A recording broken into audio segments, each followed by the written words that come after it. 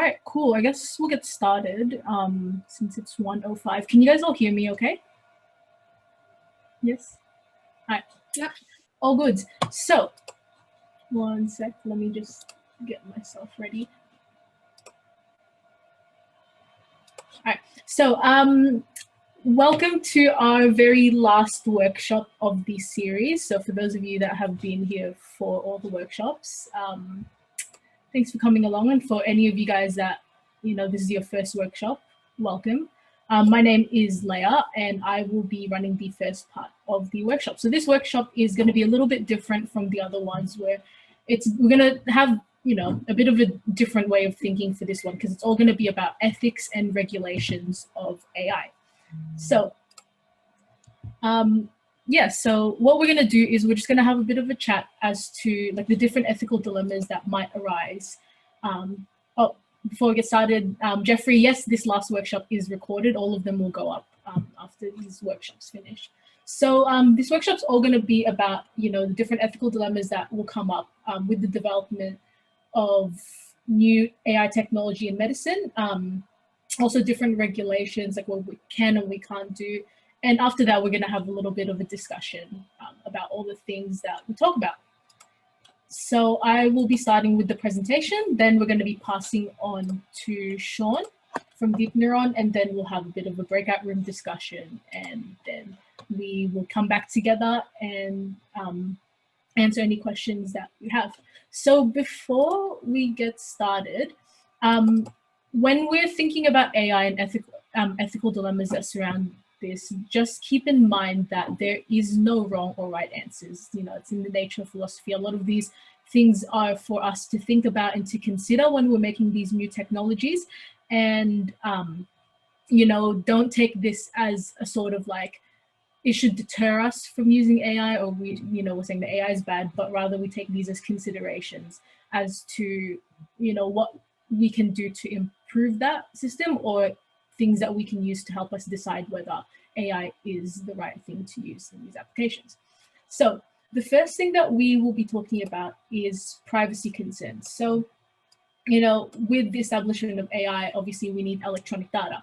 So with electronic data, it makes information more accessible to everyone, but not just to patients and physicians, but also to non-healthcare organizations. So anywhere between, governments, employers, even different insurance agencies.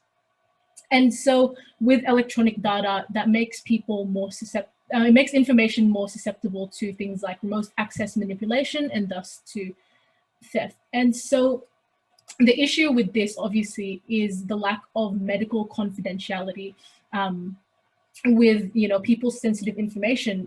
The release of these confidential files could potentially cause patients with different stigmatized illnesses to be alienated from their communities. There's lots of different consequences to that, such as, reducing opportunities for employment, and even just feelings of embarrassment or shame, and unwarranted increases, even unwarranted increases in healthcare costs. So fundamentally, what we're looking at here is that privacy is concerned with control over information. Patients are being harmed because they are more vulnerable to the scrutiny of others, even if no one chooses to view the information, or no one, no one decides to compromise that. They are still vulnerable to that level of scrutiny. So, like we discussed in the previous workshops, the way that AI works is the way that we train models and neural nets is that we require a large amount of data. So we need large amount of data sets to be able to learn. And the more data that we have, since we're using people's medical information, that increases the amount of people that are at stake. So I guess to a certain degree, we could say that we are forfeiting privacy in exchange for the AI system, which learns through our data. And so the first thing I will pose to you guys is this question. So after each slide, I'll just put a little question down and have a think about it. And then in our breakout rooms, that's where we'll discuss more. But if anyone has an immediate question, feel free to shoot. So with privacy concerns, my question is, do you guys think that we have a duty to forfeit our privacy in order to contribute to a learning healthcare system that is beneficial to everyone? So obviously, like we said before, we're kind of forfeiting this privacy in exchange for the AI system because it learns through us. So, you know, do we have a duty to forfeit that? What is, you know, what sort of trade-offs should we consider in terms of, you know, exchanging our privacy to benefit the greater good to develop this AI system more? All right, so that's it for privacy concerns. So the next issue, ethical question that we have around AI systems is bias. So again, like we've talked about in the previous weeks, bias comes into play with the data that we put in. So we know that our AI systems are only as good as the data that it is trained with. So if we're putting data that is potentially incomplete, you know, unrepresented, even misinterpreted data, that could cause, you know, catastrophic results. So so one potential issue that could cause is, you know, producing discriminatory and or offensive outputs. So there's also some potential biases against disadvantaged groups and minorities, which, you know, things like race, class, and sex, that could deepen existing inequalities in health and healthcare. And so the way that we think about these biases is that, you know, like we said, AI systems are only as good as the information that we're putting in there. So let's take, for example, we've been talking about malaria and skin diseases. So one example of an issue that has come up with AI is with the use of AI in diagnosing skin cancers. Some data sets that were used for machine learning had been trained, that they've been trained with data coming almost exclusively from fair-skinned individuals. So we're training this model using data that's only made up of fair-skinned individuals. Think about what implications that would have if we then take this model and try and use that to diagnose people that don't fit within those data ranges. You could get things like, you know, incorrect diagnosis and, you know, stuff like that. And so that's one of our issues with bias, but let's consider the other side as well. So, you know, even though these AI systems can have bias, let's think about our current medical, you know, system. So we know that physicians are human, and that means, you know, they're not necessarily less susceptible to racism, sexism, or other forms of bigotry. And so there is therefore real danger that the use of AI in medicine might deepen existing inequities in health and healthcare, because of that already existing racism with medical practitioners. Because even though we give them complete data sets, so say for example, you know, we've given this data what we think is the most complete data sets, there can still be problems if that information reflects underlying biases and inequalities in our health system with the physicians and with the infrastructure. So, you know, think about, for example, in America, on average, African American patients receive less treatment for pain than white patients. And an AI system learning from those health system records might learn to suggest lower doses of painkillers to African American patients. And so even though those decisions are a reflection of systemic bias and not biological reality, but then those issues is not because of any sort of incomplete or missing information, but that's just because of the already existing systemic bias in our healthcare system that is just further exacerbated by AI systems. So that is one of the issues. And so one of the questions that I posed here is, what are potential workarounds that we can consider to prevent the influence of bias? Also, feel free if I'm going too fast or anything to stop me or ask any questions. So I might open it up here. Does anyone have any questions or any ideas that they wanted to bring up? No? Is there any examples you've seen that like reflect these biases, like something that is currently existing? In AI and just in general in the healthcare system? Just in general, like biases and stuff.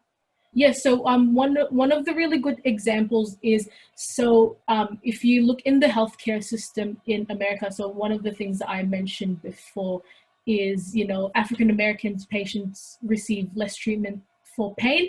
Another thing is that you'll find that they're also less likely to receive organ transplants, and this is because of past research that was done where when you try and decide whether a person is eligible for an organ transplant, you look at all of their health records and you look like kidney functions and things like that. Let's take, for example, a kidney transplant. And so with you'll find that the way that they assess Black people and white people in America for organ transplant is different, but there has been research to say that those differences aren't a reflection of any sort of physiological difference between African Americans and white people, but those are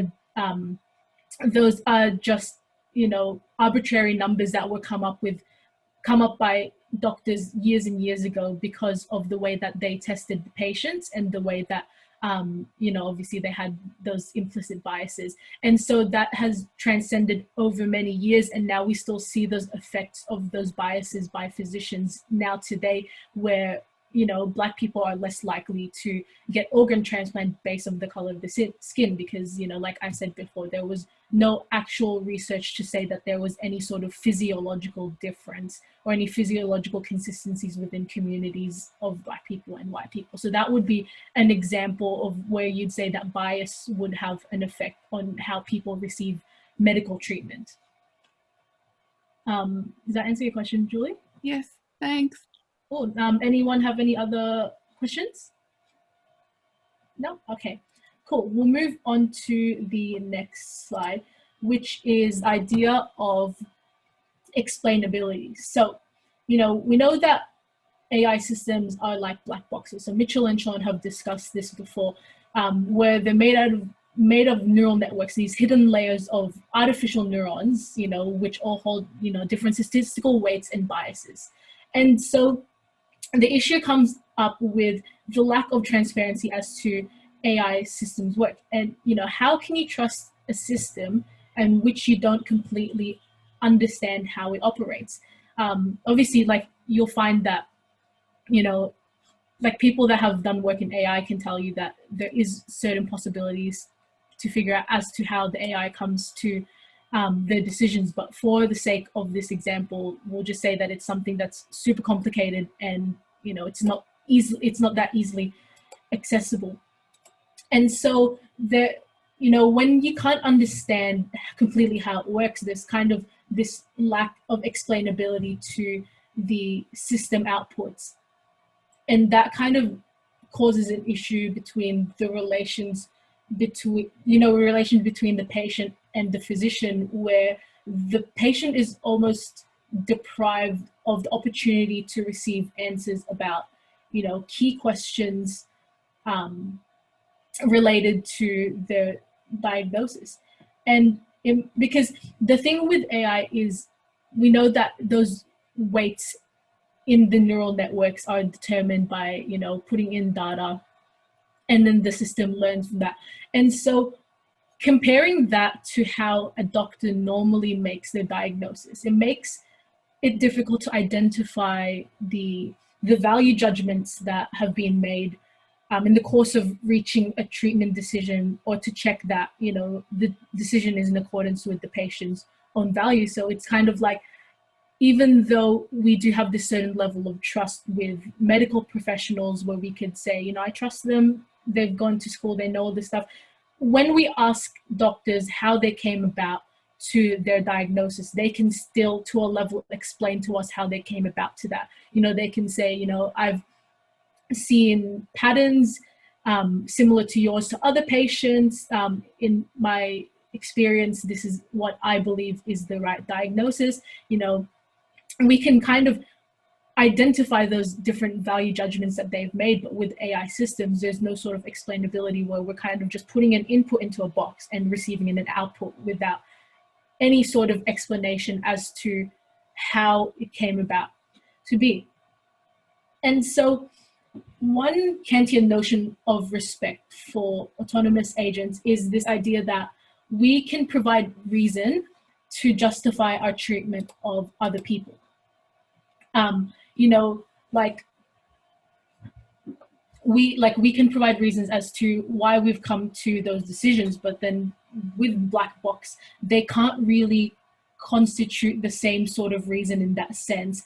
So, like, you know, because we're not really able to follow or evaluate them as they make those reasons. And if people want to make certain medical decisions about, you know, their diagnosis based on their values or based on like whatever thoughts that they have, you know, then we kind of have a reason to prefer systems that enable us to track the reasons that they came to the conclusion that they reach. And so that kind of brings me to this question. It's interesting looking from a cultural perspective. Why is it that today that we can accept the risks in healthcare, you know, for example, humans making medical errors, because we know that physicians are, you know, they're still very susceptible to making errors. But then when it comes to AI, we're demanding this level of perfection where, you know, we want a machine that's completely free of errors. We want a machine that is completely free of biases before we can trust it. And it's interesting to think about this idea that, you know, looking at AI, and especially in the applications of medicine, it's almost forcing humanity to hold up a mirror to itself and, you know, shine a light on our own biases and prejudices. And so that is the end of the explainability one. Does anyone have any questions? Any thoughts that they'd like to share? Good. Move on to the next one. So the next idea that we'll be talking about is this concept of trust.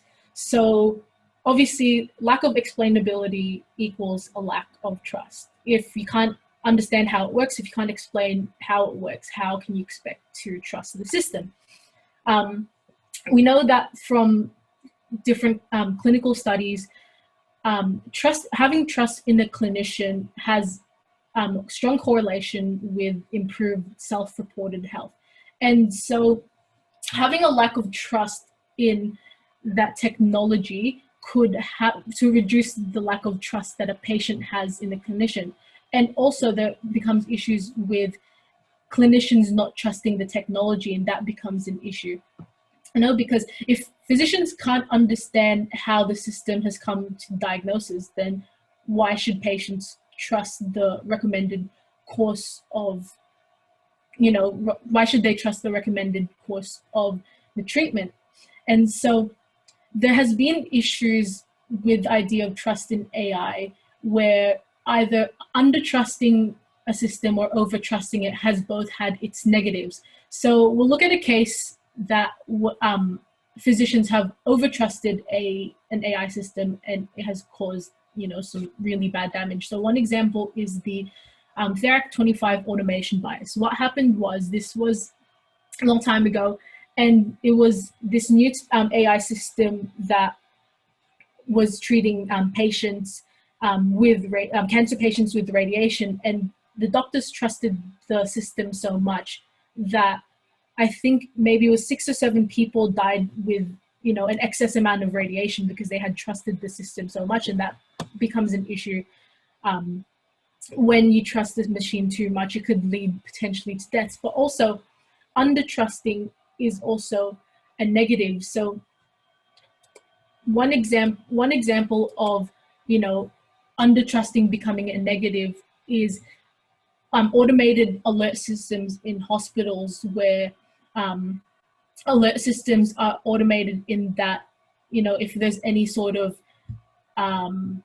like irregular activity with patients, that physicians and nurses would get alerted. But it became it became to a point where the physicians and the nurses started to ignore these signs because they thought that they were irrelevant, or they thought that the machine was just being too cautious, and that had actually led to you know, certain patients worsening in their condition because they didn't trust the system. So it's a hard thing to try and make people trust the machines that they use. And also going back to this idea of, you know, patients and clinicians trust, I think one question that we can ask ourselves is, you know, do you think that there is a difference between how we trust physicians versus AI systems? You know, the way that like, why would you think that maybe a patient would be less inclined to receive information from an AI system versus a doctor? Is there a difference in the way that we as humans build relationship with other humans versus the way that we build relationships with these AI systems, and thus maybe causes us to trust them less? And so next slide is about care. So let's talk about fundamentally how medicine works. So the practice of medicine isn't just about the mechanics of the human body. Medicine is fundamentally also a caring profession. And so it seems that AI has the potential to enhance care, but it also can constitute a threat to care. And this is because of the simple fact that, you know, machines can't care. You know, the more, you know, like, it's not the same as a human touch or like that same sort of comfort. And the fact that machines can't care is, if we start replacing, you know, human jobs with that, the more medical roles that machines start to take, the scarier opportunities there are to demonstrate and experience care for the patients. And so, what happens with like the idea of care is that, you know, obviously, like, the future of care depends on whether AI comes to replace the doctor or the nurse, because looking at like medical bureaucracy, care is provided by nurses more so than doctors. But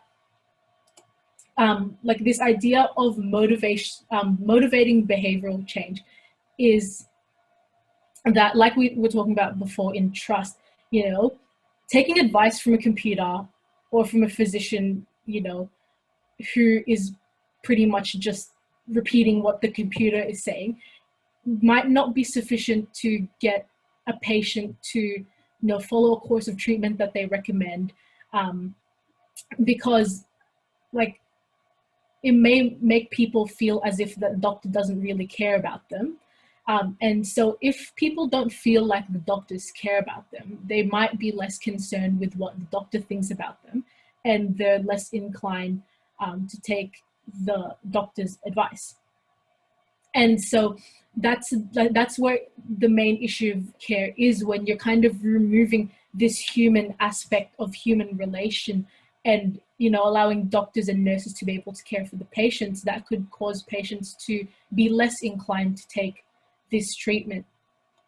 Because, you know,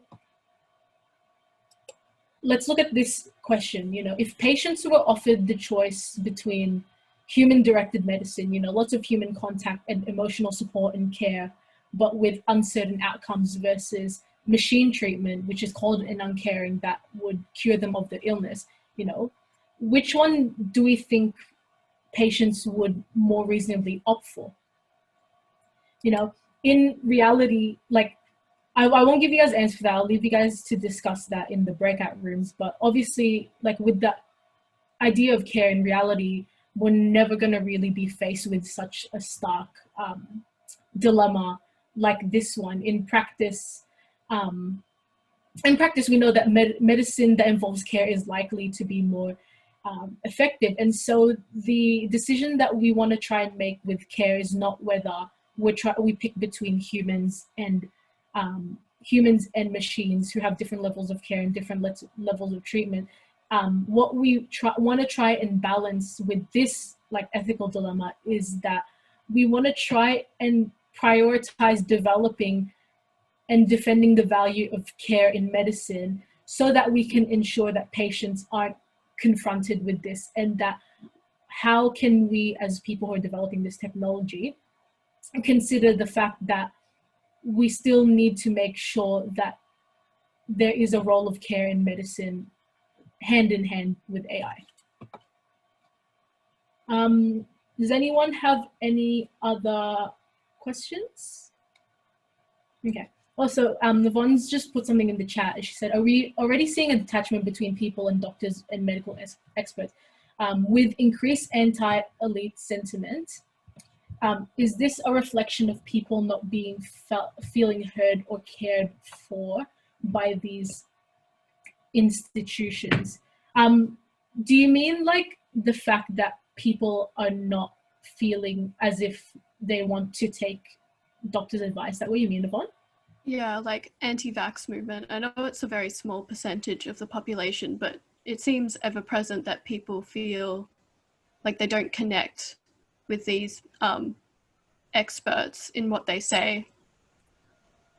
Yeah, I think that, like, obviously, like taking anti-vaxxers as an example, one of their main issues is the fact that, or like in general, people that don't really like taking advice from doctors, is like there's a bit of a bridge in the way that like knowledge is contained with doctors and with patients, and they feel like there's kind of this like disconnect and lack of care. But I think if I had to say, like, for anti-vaxxers, I think the main issue with them and the reason that they don't really believe in doctors is more to do so with like their like self-proclaimed autonomy, where they feel like in their expert opinion, they have a right to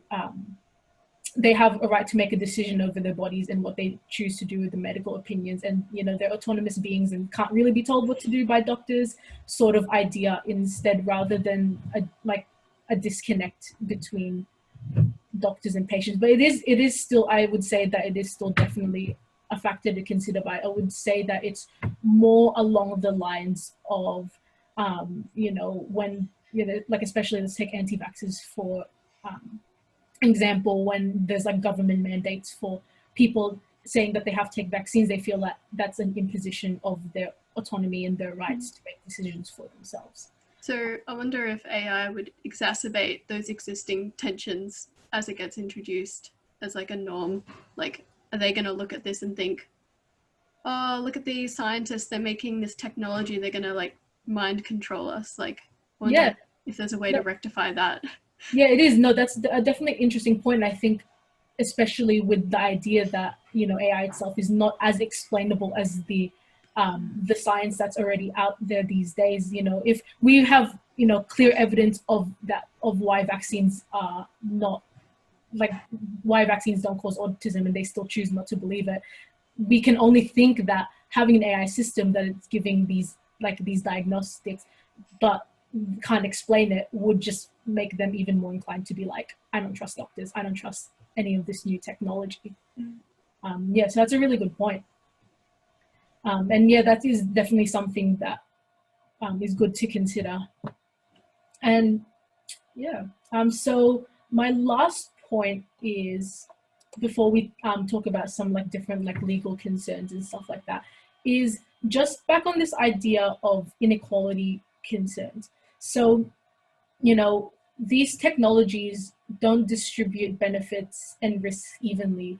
You know, there's winners and there's losers. And, you know, like we said before in the bias, it potentially exacerbates existing health inequalities.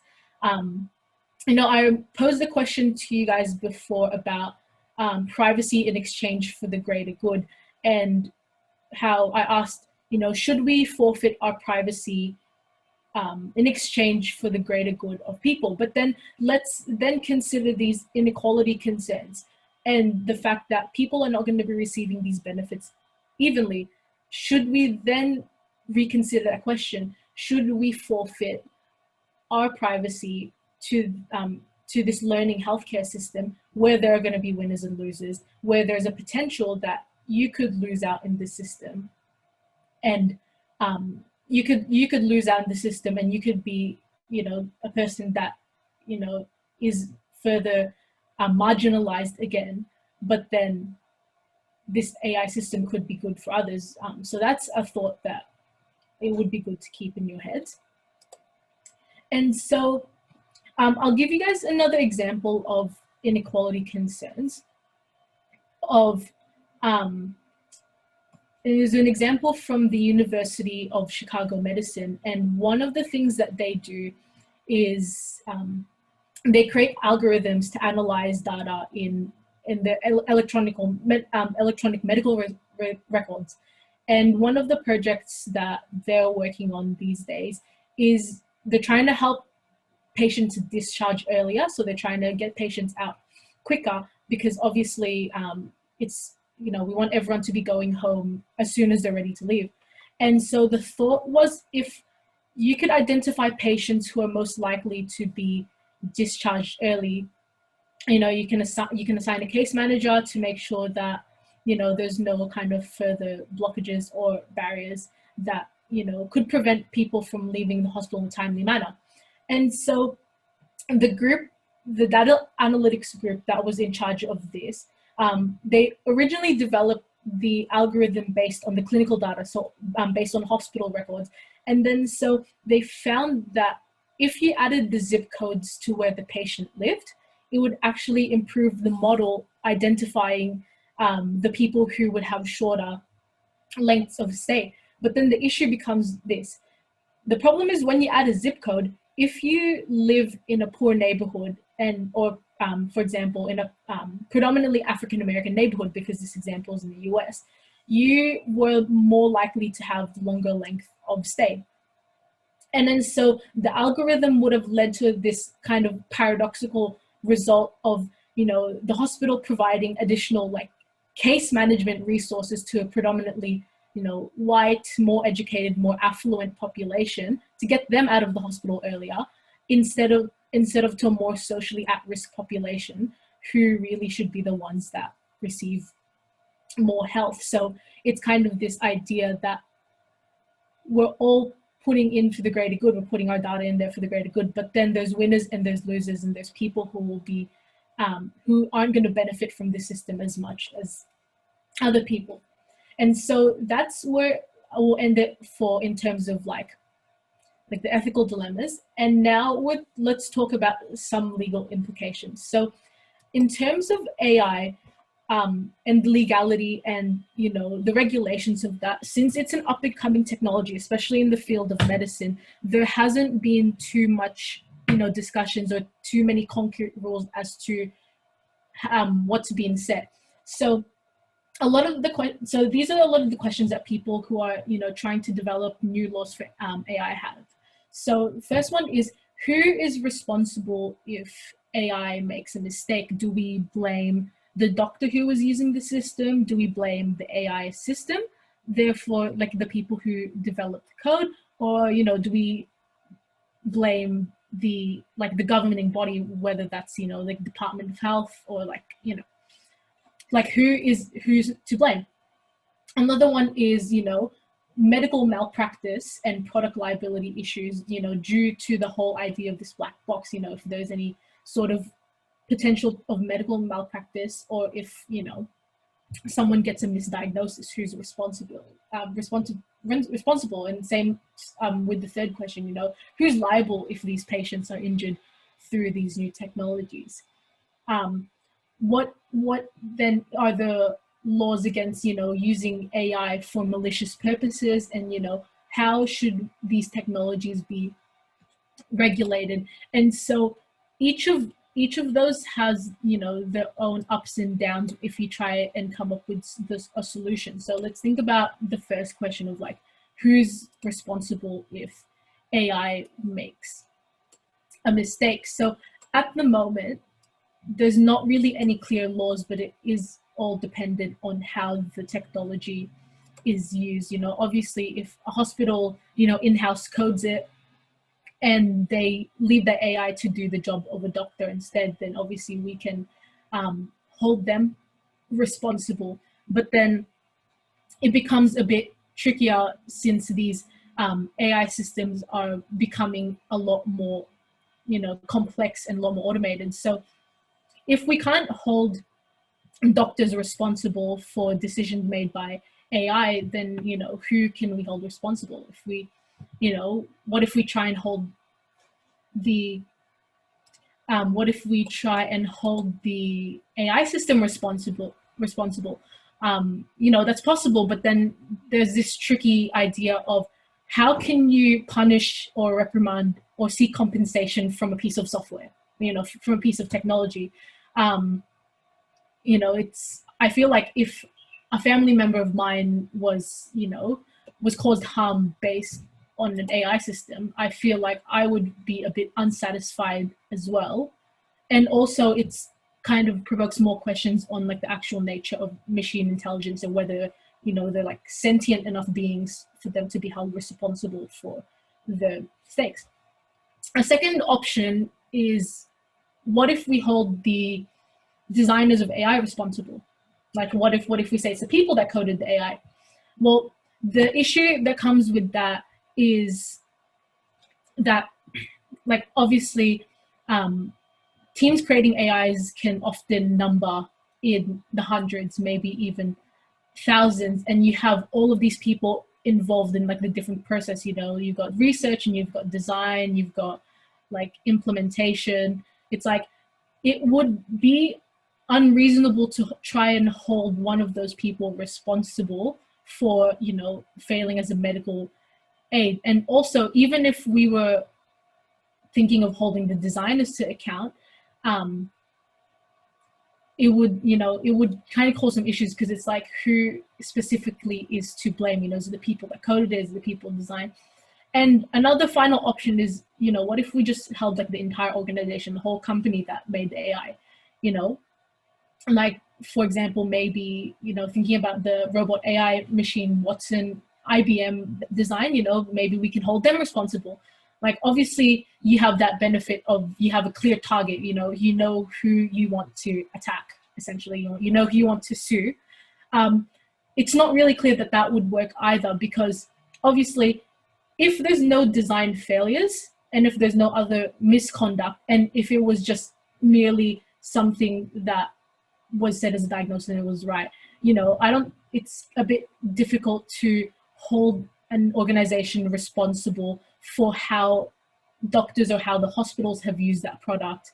It's kind of like if we said that every single person that was in a car accident could hold the car manufacturer to responsible, like that's kind of where the issue would arise.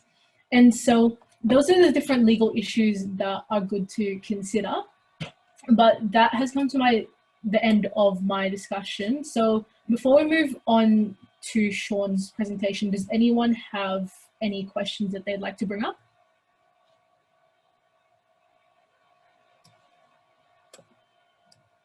No? All good. Well, before I pass on to Sean, I'll leave you with this quote. So in general with ethics, like I said before, there's no right or wrong answer. So this says, concerns about ethical issues in AI should serve as a prompt for ongoing conversations about the basis on which we wish to make these decisions, rather than be thought to constitute a reason to abjure AI. So I'll leave you guys with those thoughts. I'll pass on to Sean, who is going to continue the second part of the presentation. And then after that, we'll have a bit of a discussion. So Sean, I'll pass that on to you. All right. Hello, everyone. My name is Sean. So I was the instructor for workshop 2, if you remember me.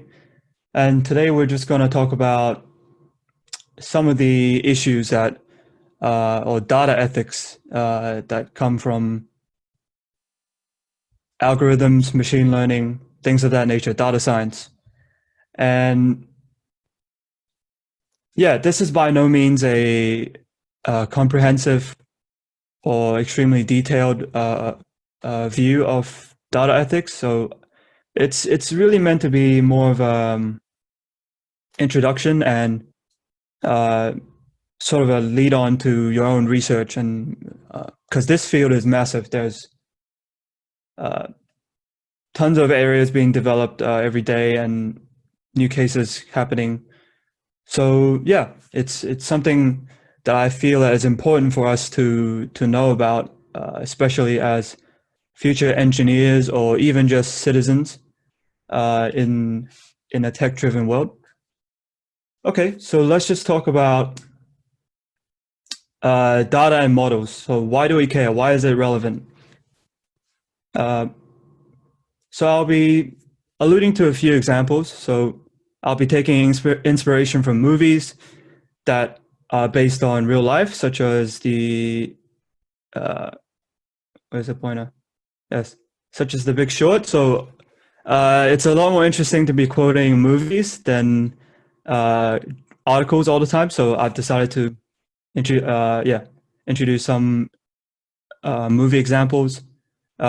We've got obviously our Victorian COVID modeling that's happening, that has some debate there, and also Robodebt that's also relevant to Australian society. So there's not just like a foreign thing, a US or a China thing. It's not just in social media and people, and weirdos in Google tracking you for ads. It's a real thing. This is happening in our country as well. Okay, so one of the main points that I wanted to discuss is algorithms are not inherently or objectively fair by default. So that's been one of the main marketing ploys marketing sort of strategies that have been used. Is somehow there's all these like maths and woo-woo, like somehow there's magical maths is making everything scientific and objective. But as we can see, just from our workshop 2 example, there's some in an algorithm or in a machine learning model, there's some data that we're training on, and then some definition of success that is defined by us or by engineers of these type of things, right? And if we want to optimize it, train this definition of train this model to a usually lower loss or greater accuracy, or optimizing a model to reach that definition of success. So where could the problem be? The data? We could start there. What we feed into the model can be cherry picked. It can be misrepresented. So as Leah talked about before, we can definitely misrepresent the outcome, the final outcome, by having a misrepresented data set. So race, sex, income levels. Those things can cause a change in the outcome. Yeah, and definition of success. So usually we define success that in a way that fits the engineer. So a success for the engineer or the company that hires the engineer doesn't always necessarily equate to success for the greater community or people that are negatively affected by it. So we'll talk about those later. These are not just, I'm not just throwing these vague abstract points out. We'll back it up, but we just wanted to get this out of the way firsthand. I'm seeing some stuff in the chat. Let's see.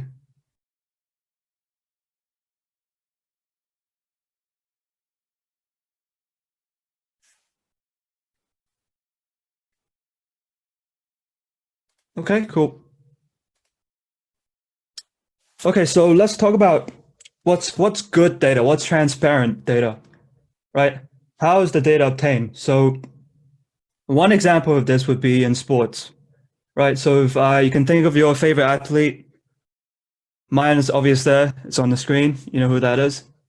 And if you want the data on this particular athlete,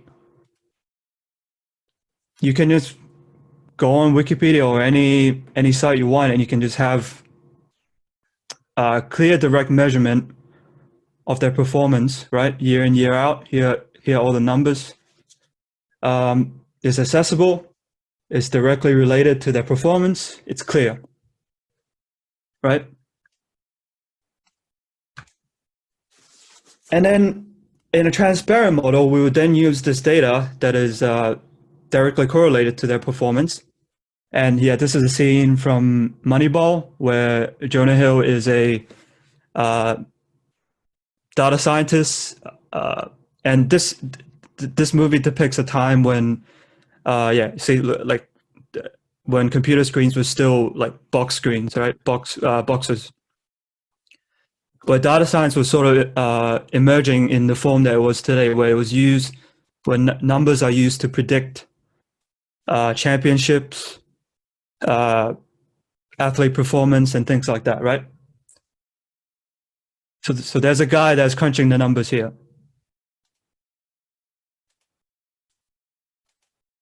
Okay.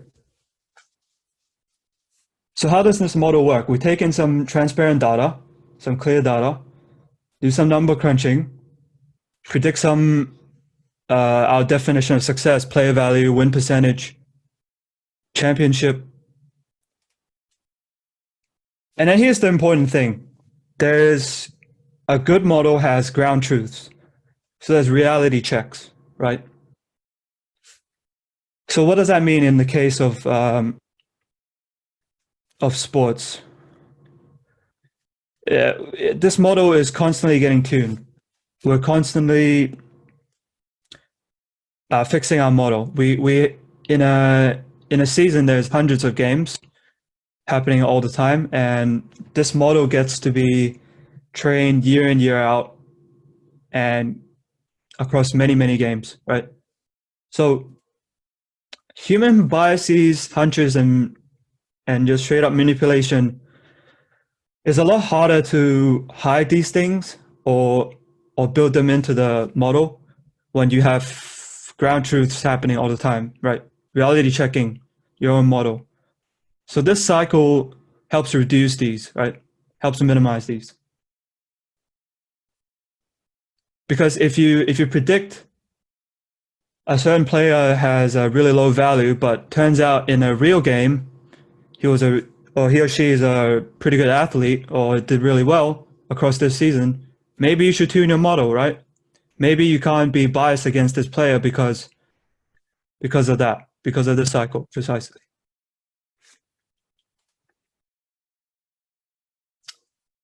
Okay, let's talk about opaque data. So what do we define as opaque? So they're proxies. They make decisions about you or about your ability to be hired, be awarded credit, or be given credit, your credit score, your jail sentence, things like that, by drawing conclusions from factors that an engineer decides, right? So you don't get to contest what these factors are. They are just sort of correlations drawn about you based on stuff that they can collect about you. So what can they be? Social media stuff, government data, maybe your web browsing history, maybe your borrowing history, things like that. Maybe your postcode, where you live, your income levels, your parents, maybe your medical history. An insurance company that has data on your medical history can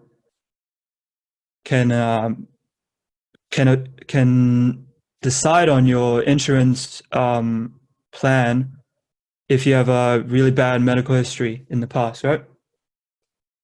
So let's just have an example here. A lot of abstract ideas. So I'm sure everyone here, we're all uni students, we've done at least one or two of these, right? Job application questions that are really vague and screwed up. So for example, at Macca's, we've seen these before, right? These sort of weird questions that I sometimes get confused by my own thoughts and feelings. I do not really like when I have to do something that I've not done before and you have to choose between one of them. And yeah, it's a weird question. And then once you pick it, it sort of goes through an algorithm and it decides, either it brings up a red flag in your personality test, in your application, or it doesn't. So imagine that being automated across everyone that ever applied for Macca's. So it's basically a system. It's a systematic way of, when done wrong, it's a systematic way of creating biases and denying people of a fair treatment. Yeah. And the models that we're focusing on today are specifically these ones. Most models that are happening, that are in the world today, are benign and fairly harmless, right? But we're focusing on specifically these type of models that have, yeah, have a few characteristics to them that I'll bring up in a few slides. Okay, so here's a model from shit, I think it's called Zets Finance. It's a AI finance company. I might have butchered the name, and I've ripped this model, this diagram from a paper called Credit Score in the Era of Big Data, which I'll bring up in a few slides, by Yale Journal of Law and Technology. Yes. Okay. So how do they go through this thing? They do machine learning with credit scores. So they define a problem, right? They want to determine the credit worthiness of an individual. That's their problem, and they want to.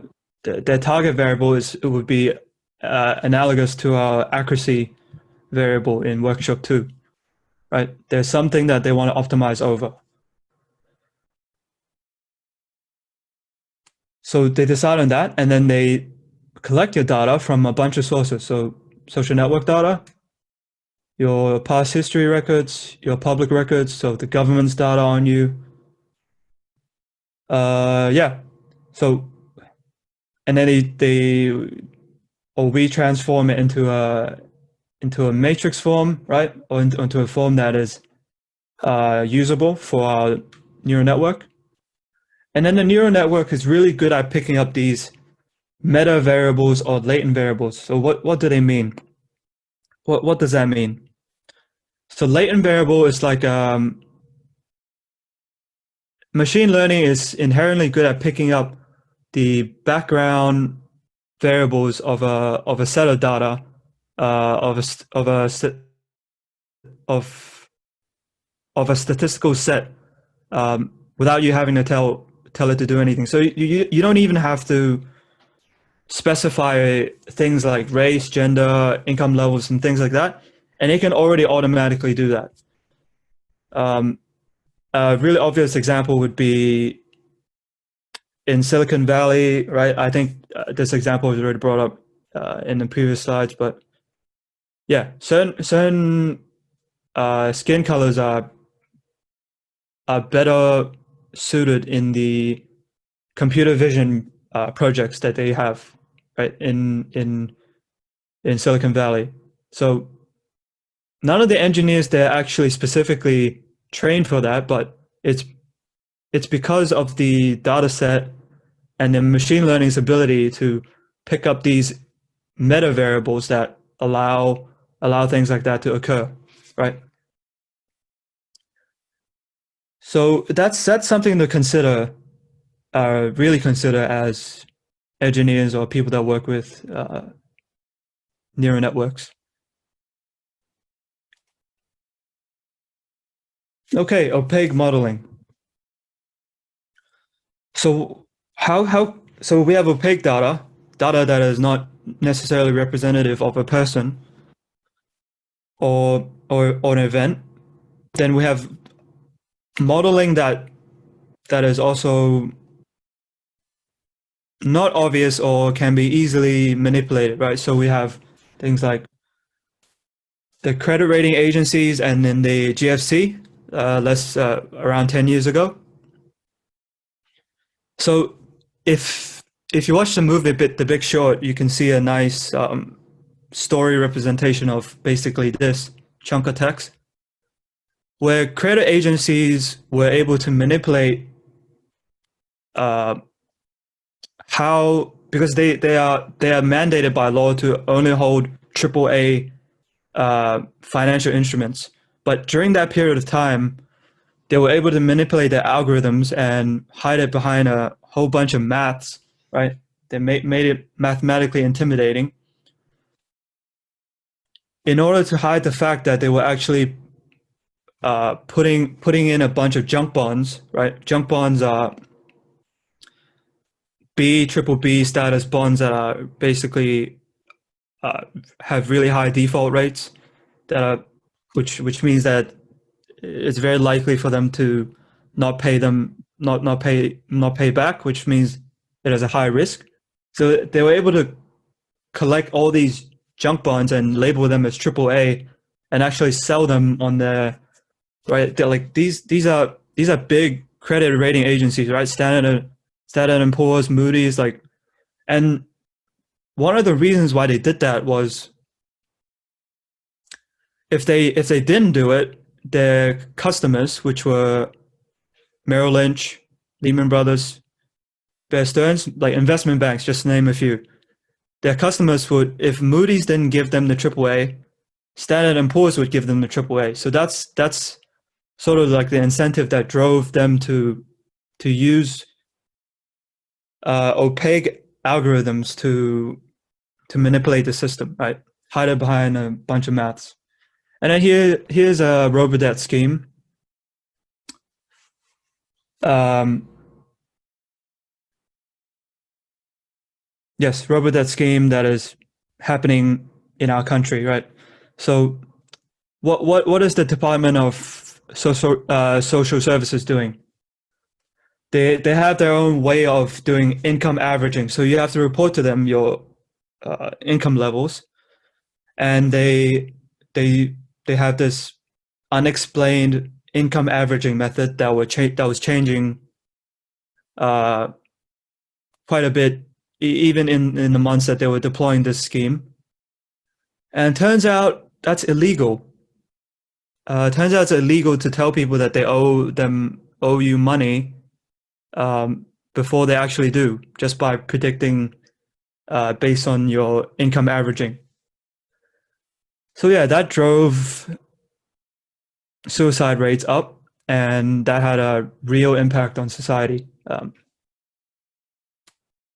Yes, and credit scoring in era of big data, that's from Yale Journal of Law.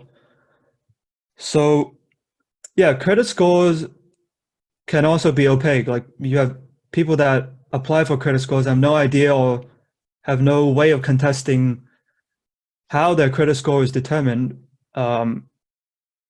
Yeah, and credit scores are a big deal it's a big life outcome, right? It affects a business's ability to borrow and an individual to take out loans, maybe for their house and whatnot, for cars. So yeah, these things have a real impact in society. Okay, so I was alluding before to these characteristics of models that we are focusing on, right? So they are widespread. They make really important life decisions for you: jobs, loans, credit, jail sentence, or recidivism. And it's made for many people, right? It's sort of, once it's implemented, it just keeps going and makes decisions for many people, right? And humans don't look over it. And typically, in the current way that we're dealing with algorithms, we don't really, we just see it as a objective and scientific way of that. Once the outcome is out, no, you can't really contest it, right? So it's also mysterious. So are you even aware that you're being scored, or are you aware that you're being surveyed? Can you contest it? Chances are no, and it's destructive. It's destructive because its ability to be systematically implemented, and it can deny certain subgroups of people, or even many groups of people, silently. So what do I mean by silently deny? So if you're an aerospace engineer, alas Airbus, your software goes wrong, something really bad happens, people die, and the human brain can register that, right? Okay, like plane go bad, that's bad, right? Like we can recognize that. But if a systematic algorithm is sort of implementing stuff behind the scenes, it can really destroy a lot of careers, like such as the U.S. teaching career, U.S. teachers, sorry. U.S. teachers have been subject to these type of algorithms that that rank them with their peers, that lead to a whole bunch of problems that we can get into in a few slides. So why is this destructive nature of it bad? Because it has the ability to scale. So tranches / CDOs, which were the these sort of bunched up bad financial instruments, have existed since the 80s, right? Why is it becoming a problem in recent times? It's because of our ability to implement them widely, like and scale them up, right? It has scale, and that's not just a blanket statement. It's a scale because it can actually affect the global economy, as we can see in GFC 2008 and 9, right?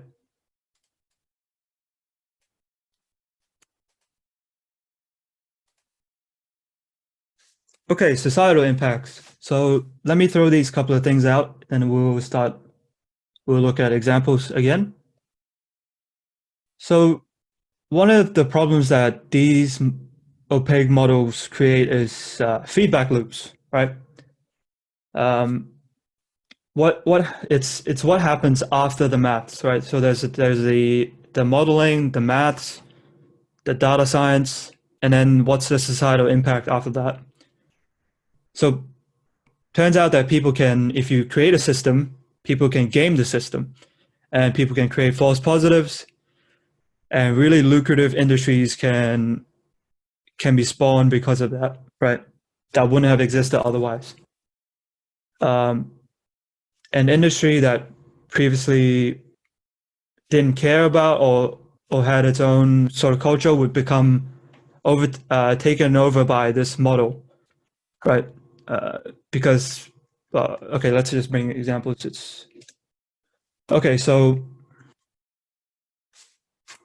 gaming the system. So here's an article by the Daily Californian about a Saudi university, i.e. University King Abu, I'm going to butcher his name, but King Abu Laziz, I think. Yeah, sorry. That university was buying up famous researcher citations or famous research papers, and getting them and paying them to cite their university, to cite their university as the academic institution that they work for or work with. And that allowed this university to skyrocket in rankings and overtaking MIT and Cambridge at some point. So that's one way of gaming the system. And obviously none of us have ever heard of this university prior to today, right? We've heard of MIT and Cambridge, but we've never heard of this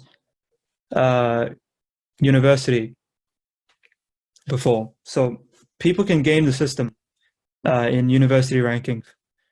And university rankings also spawn a lucrative industry, such as these. Thankfully, in Australia is a little less aggressive than that, but in America, you have these insane tuition programs, right? That's $1,000 for you, just for kids to do better in their SAT. That's the American equivalent of ATAR. SAT interviews and exams and whatnot. And how can that cause social division? So we can probably see that only a certain group of or income level or certain financial background can afford these type of SATs tuition, right? So that means that the best universities are also occupied by people of a certain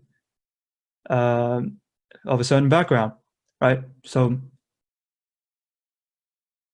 fairness goes out the window in a way. And yes, the university ranking system did not exist. Well, only existed since the 80s. So what does that mean? Before that, universities had their own sort of freedom in deciding how they wanted to provide education. But since now most universities want to rank higher in the system, they will wanna overcommit to factors that are in the decision making of that system. So for example, it would be your SAT scores or ATAR scores. So universities would overemphasize that. There would be student to teacher ratios, things like that. All these metrics that are not necessarily indicative of education quality becomes factored in, and they become sort of obsessed with, optimizing those things instead of just providing good quality education, right? And what gets excluded in the model becomes a blind spot in the whole industry. So in the US education case, one of the reasons why tuition fees have skyrocketed was because it's not included in the model, right? So if you don't account for how expensive your education is in your model, then universities, in order to optimize their score, would just bump up the tuition fees to fund these sort of activities that boost their score, right? So what happens is tuition skyrocket, and the US education, the one bachelor degree is easily 10, 20 times the amount that we have to pay, right? That's pretty insane. So that's the end of my little talk. Here are my sources. Weapons of Math Destruction by Cathy O'Neil. It's a pretty good book. I recommend it, obviously. If you want to get more in depth about the ideas that I talked about today, definitely check out this book. We have Fast AI Applied Data Ethics course by Rachel Thomas. Fast AI was the framework that we used for workshop 2 and 3. So they have data ethics as well. And I also pulled a bunch of articles from these sites. Yeah. Any questions? Cool, thanks for that, Sean. If anyone has any further questions, we're actually going to go into our breakout room time now. So we're just going to split into two groups. just have a quick chat about everything, and then we'll come together, answer any questions, and after that we'll be done. So shortly Mitchell will be assigning you guys to some breakout rooms. So yeah, well, Excellent. we've had some good discussions. Does anyone have any like specifically interesting things that they'd like to bring up before, like, I'll just like throw some prompts out there and kind of get a feel of what everyone was talking about? No, not really. Well, we were actually just finishing up the question of explainability of like, why is it today that we accept the risks of healthcare, of human making medical errors, but then when it comes to AI, we're demanding perfection. And we had a couple of different viewpoints, with Mitchell saying that he trusts robots more than he trusts humans, and Calvin had a really good perspective from like a practical medical standpoint. Calvin, did you want to say what you said before on that, and then Mitchell, you can. Yeah, I was just saying, like, I'm probably in the same stance that objectivity, blah blah blah, but the patients aren't. Your general patient isn't. They're usually going to be mostly there for really getting a feel for how well they feel like they've been treated. And a lot of the time, from a medico-legal perspective, the only time you get sued by a patient is when the patient doesn't like you, when the patient feels mistreated in some sort of way. It doesn't mean that you did mistreat them. It doesn't mean that you did anything wrong, but it means that they feel mistreated. And in the same way, if a patient feels like they were treated well and you gave it a good go, they are going to be happy. They're not going to sue you. They're not going to have a go at you at all. So, I've been with doctors that have made big mistakes for patients, for like big errors, like misdiagnosis and all that. And the patient's been very happy to accept that, like almost unfazed at all. Like, he said, look, we missed it. You had a heart attack, but it's actually something we didn't pick up on before because of this and that, but we're going to get onto it now. And they're like, oh, that's all right. Gee, yeah, the symptoms that probably explains it. They're not quite sure how you came to that conclusion. They know you got it wrong, but they're pretty happy to accept the mistake. While kind of goes the other way, that a lot of people can often feel, a little bit hard done by, even though you've done everything by the book, if they feel like their problem's not solved and you haven't really listened to them. So that's I suppose, the medical perspective behind it. Mitchell, did you want to say what you had to say? Sure. Yes, I recognize that the majority of people are probably in that boat. And like, I recognize that that's a perfectly valid thing. For me personally, humans get tired, humans make mistakes. Humans make mistakes in unpredictable ways, whereas machines are predictable. For me personally, I much prefer a system with a known set of biases to be making the decision, or at least be informing the decisions. Because if a system is always failing in the same predictable ways, then you can work around that. But humans are wildcards, right? And so, yeah, I much prefer a machine to be making decisions in that respect. Yeah, and you did bring up a good point before, even though like we set some like really crazy hypotheticals of like one person to one AI, where Mitchell said that one of the reasons that we force AI to kind of have this higher standard than humans is because one human can be responsible for one human, but with AI, especially in medicine, typically you want to have the same systems to ensure the same sort of equal diagnosis for everyone, but then that caused the issue of like a single point of failure, like you said, Mitchell, where if that AI fucks up, then it's kind of like goodbye for everyone. Yeah, so it's like kind of this idea that someone can be accountable for a single being, but not AI. It's a bit, and also kind of like, again, that accountability issue of if AI makes a mistake, like who's accountable? And that's why we hold to such a high standard, because I think people are just like, we don't really know who to blame in this situation.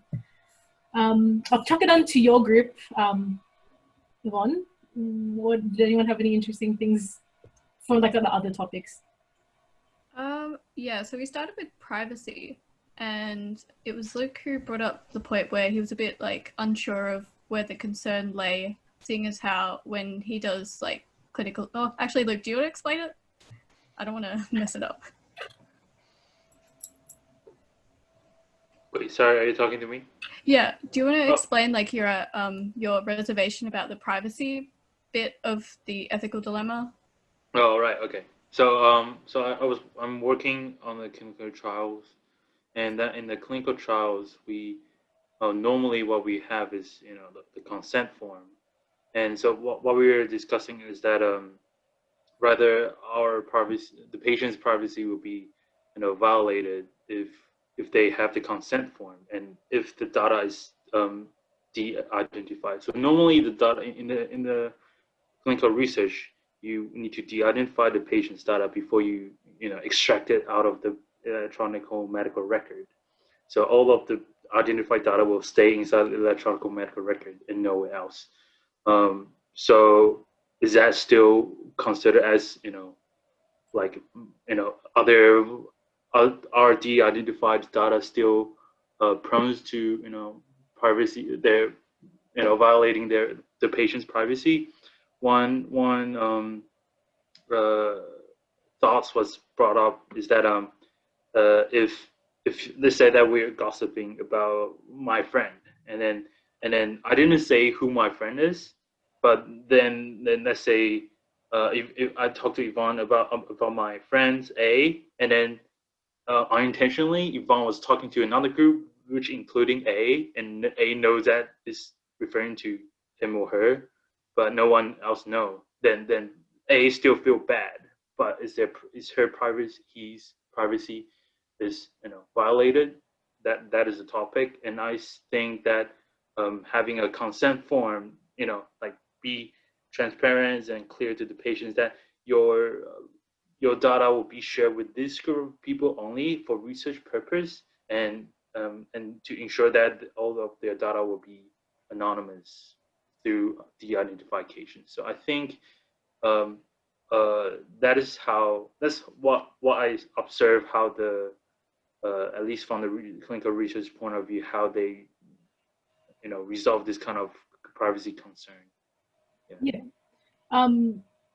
Those are really good points. I think for me, like the idea with the privacy concern is the reason that we think that this is a concern is even if no one chooses to access those, like that information, even if like no one decides to hack into it or whatever, it's this idea that people are being harmed because they're more vulnerable. There's the opportunity to be vulnerable to the scrutiny of others.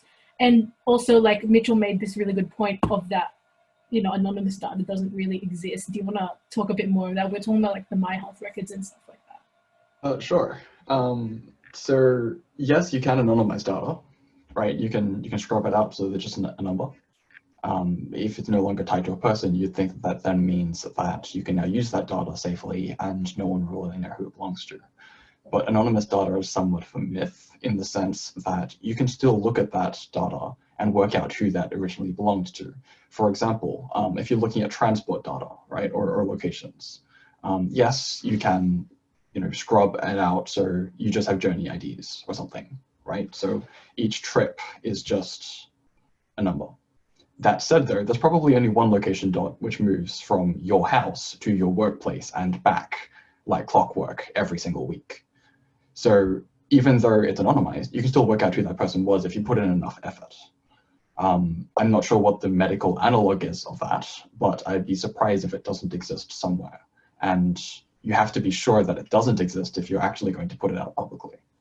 And like you're saying, that it may only be something which is available for specific research applications, right? And you now have consent forms involved. And then you can control things much, much better. But when you make something an opt-out system, or if you make it mandatory, and it's now on a national scale, that's a lot less feasible, right? Because now you have this huge honeypot of health data, which can now be breached and hacked. And once it becomes hacked, even if it wasn't intended to be made public, it now is. I see a point. I think that is why there's like healthcare field is starting to pay more attention and put more effort in cybersecurity.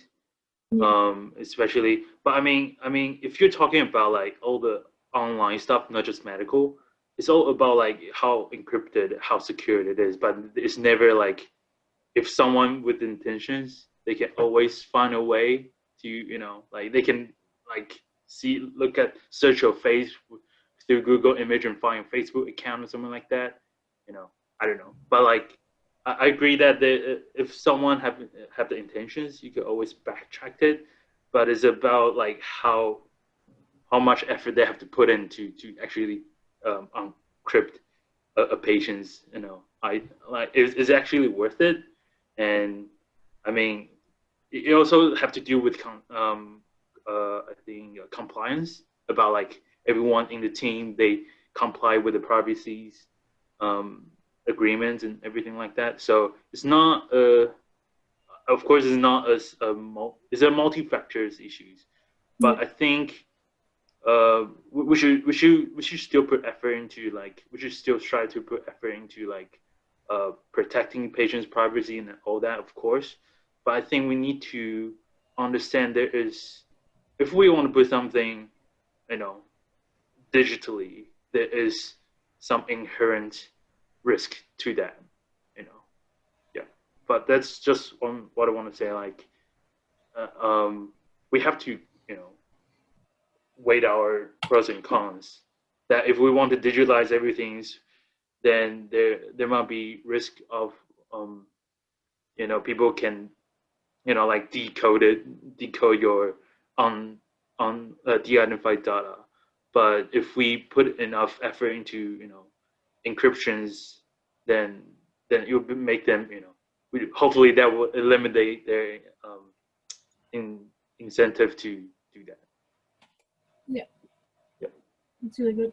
Before we keep on going, it is 3 o'clock, so if anyone needs to head off or anything, you're more than welcome to. But if you want to stay and ask more questions, or just keep on having a chat, we'll stick around for like a couple more minutes before we'll also have to go. But if anyone needs to shoot off, that's totally fine. But otherwise, we can keep going.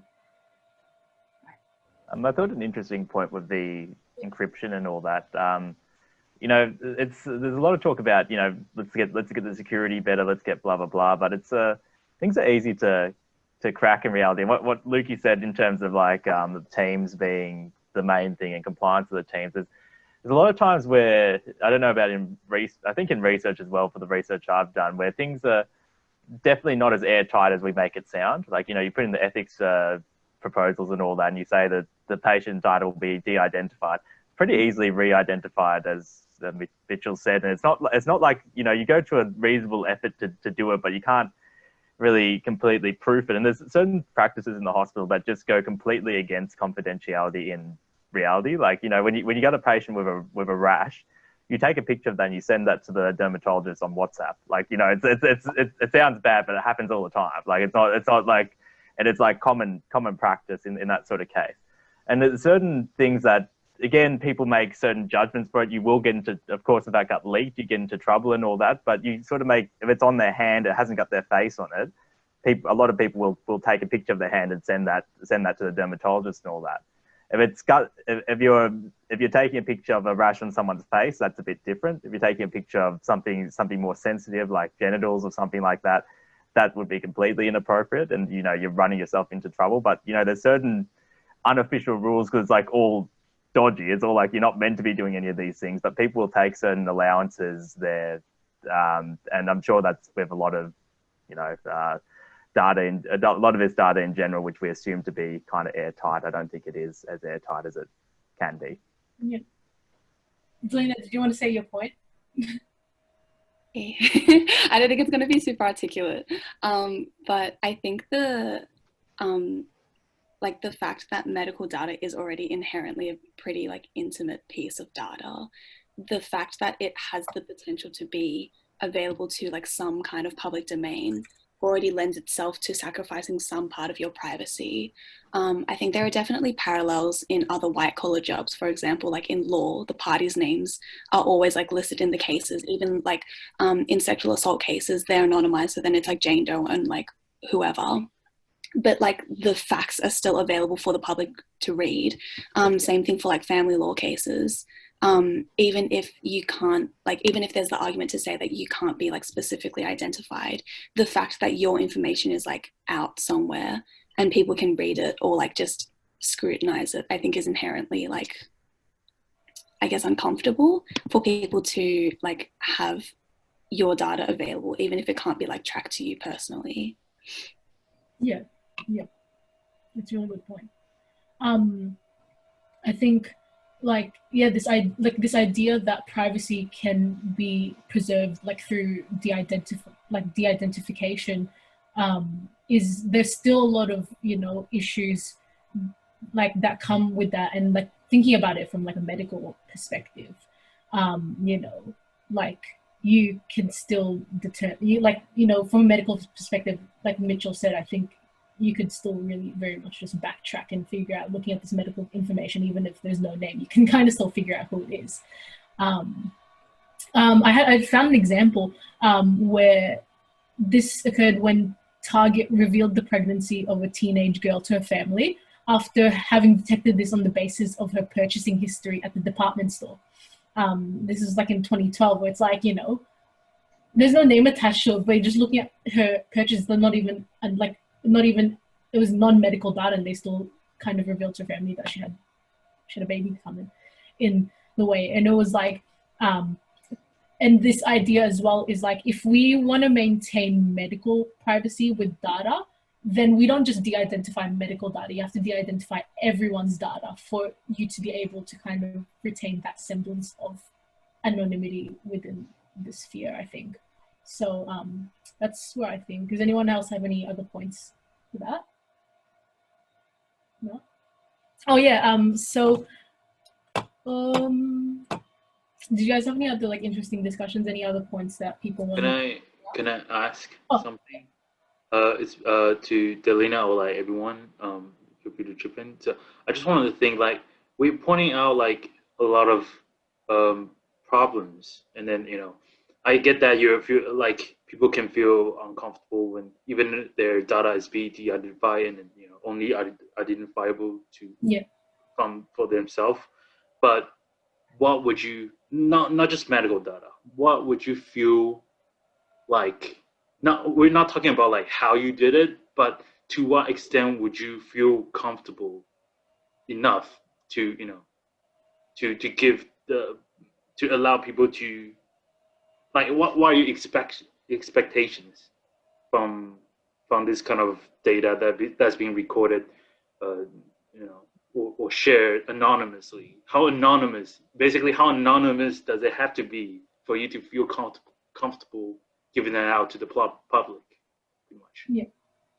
Yeah, that's a really good point. I think the way that I see it is, I think the reason that people are so timid in terms of private sensitive data is, first of all, I think the biggest thing would definitely be the stigma that comes attached to it, having that information released.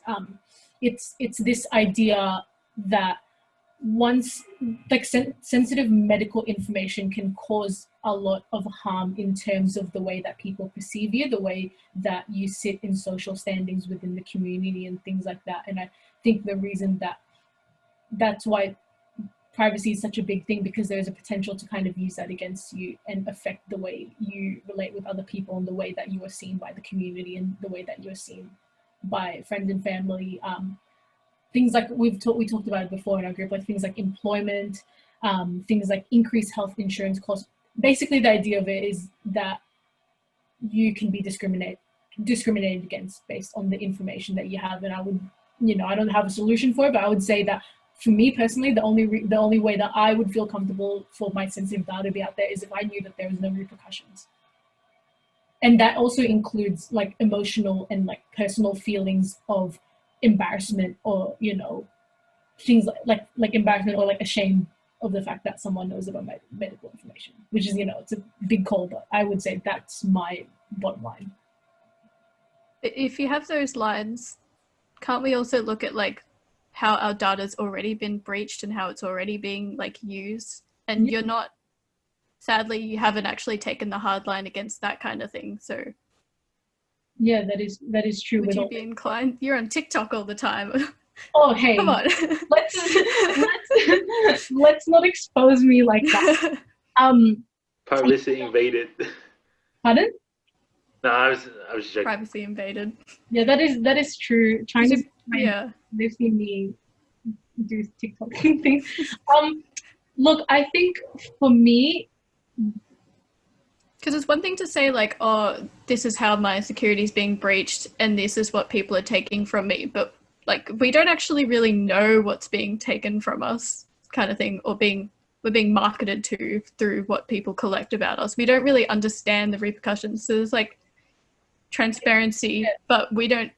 It's nice to say it should be transparent, but how do we actually achieve that?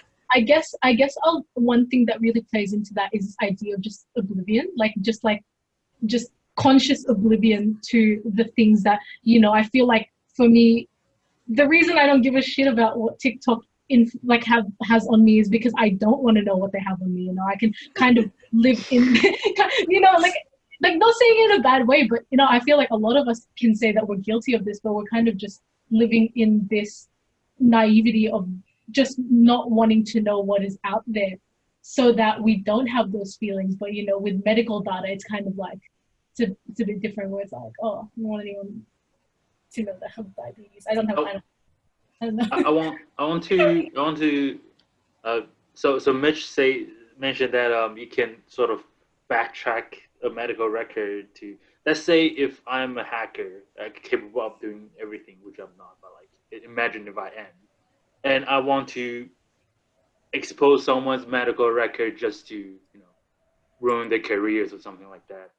To be honest, if I'm a hacker and I want to ruin someone's career by revealing their like, you know, like medical data, I wouldn't really go to their medical data. Well, I would go to their Facebook account or hack into their phones or something like that, because that's easier, I would say.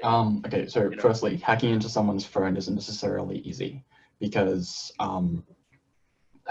you now have to have a pipe to you now have to have a pipe to a very specific device, right? That's very different from a public database, right? As long as you know where that data is stored, you can now get to that data. Secondly, the person that's getting secondly, the person doing the medical breach is not necessarily the person that's doing the blackmail. You're assuming they're the same person.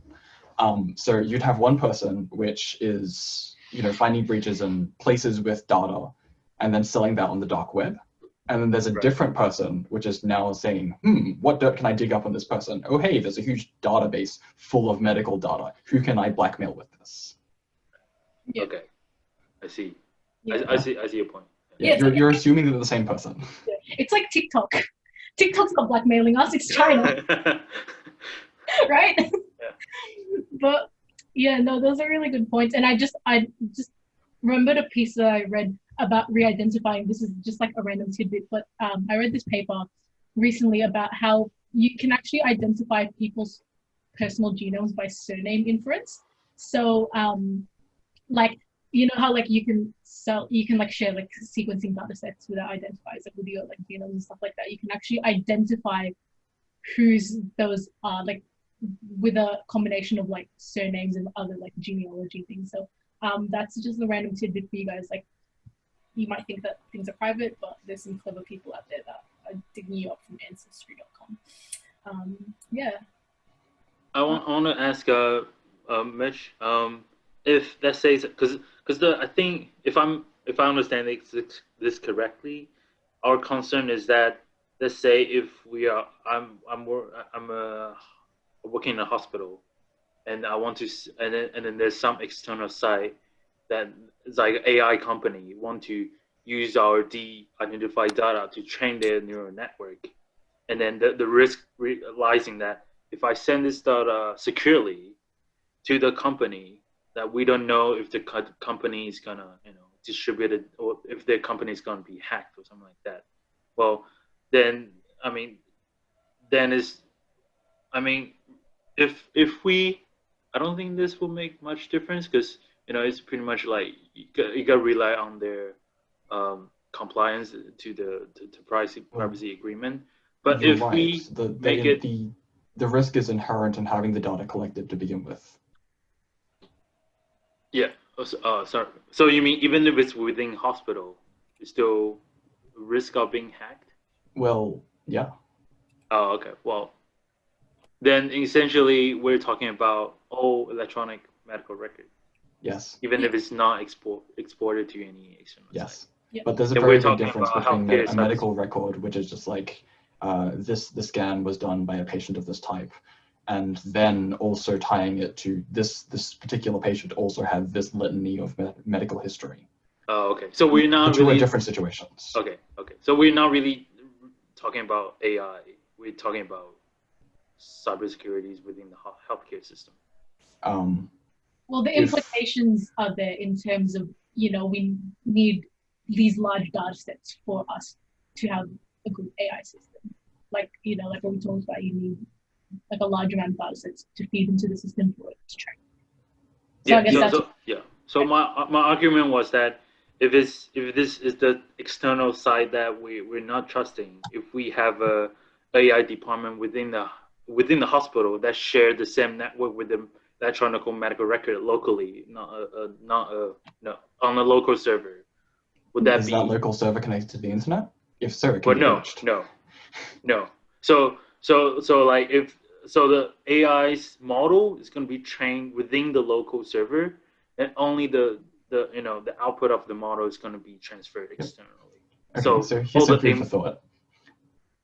It's actually possible to infer the statistics of how the data set behaved.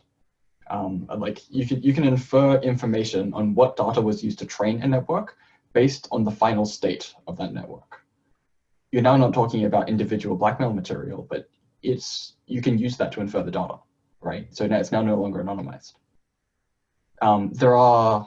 There is research being done. It's called federated learning, essentially, where after you've done your training, you now drop out some percentage of the weights, right? You can now use that data, that model, which is now no longer as good as it used to be, but it's now much harder to infer. So there are systems in place which help to mitigate this.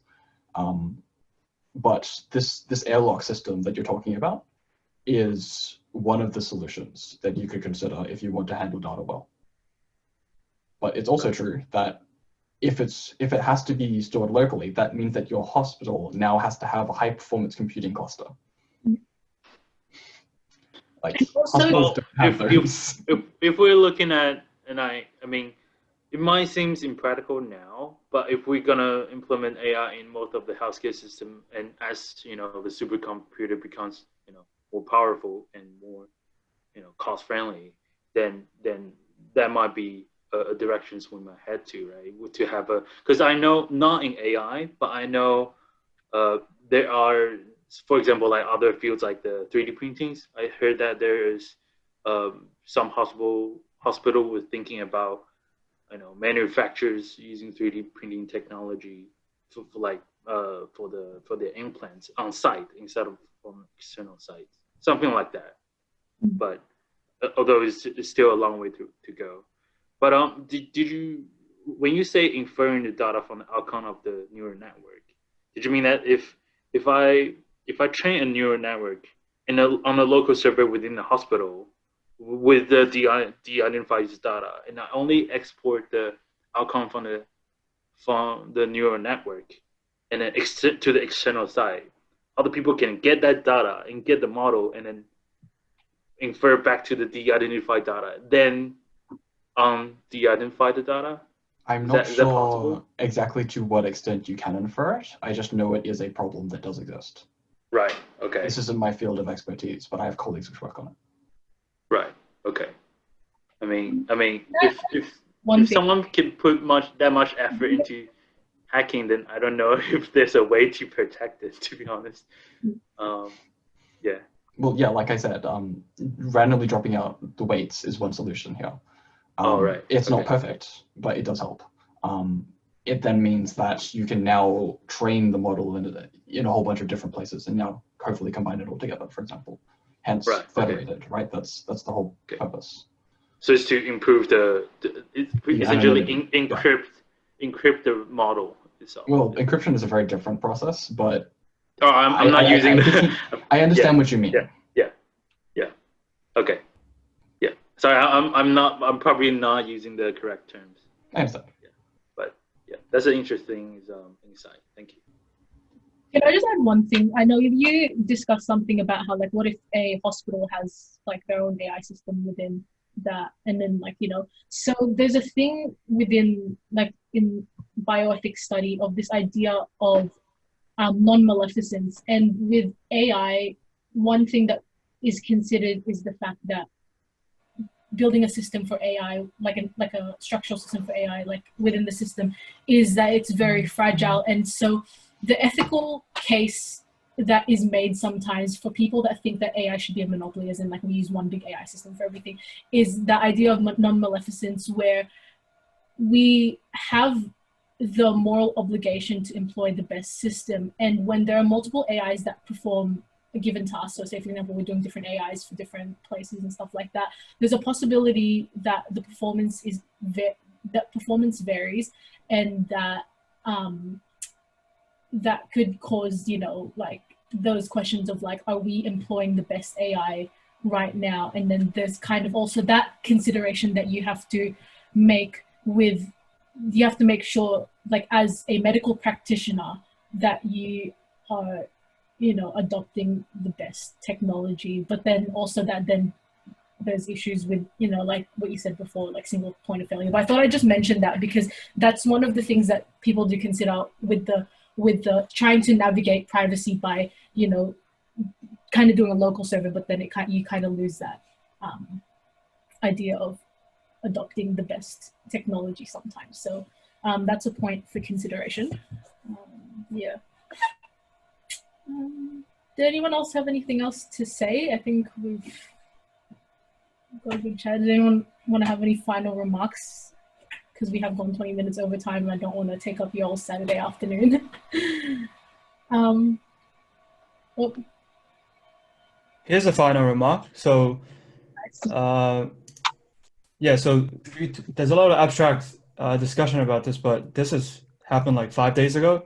Oh. Like, well, an article 5 days ago, like Service in New South Wales having about 186,000 people their documents leaked.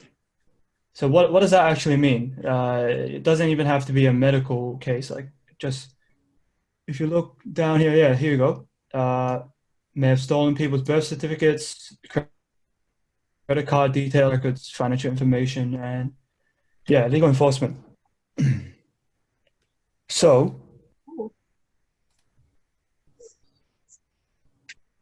that's what data security. But yeah, thanks for sticking around for last 20 minutes and talking shit with us. You guys are free to go. Enjoy your Saturday. Thanks for coming today. And maybe I'll ask the rest of the team just to stick by quickly, have a chat. But yeah, you guys are free to go. Thanks for coming. And if you have any questions, shoot us an email. If you have any more questions that you want to throw at Mitchell, send him an email. Okay. Well, you can reach me at technical.deepneuron. I'll leak your information to everyone. Oh, you are? Okay, excellent. But yeah, thanks guys for coming to our workshops, and yeah, see you later. Enjoy the rest of your day.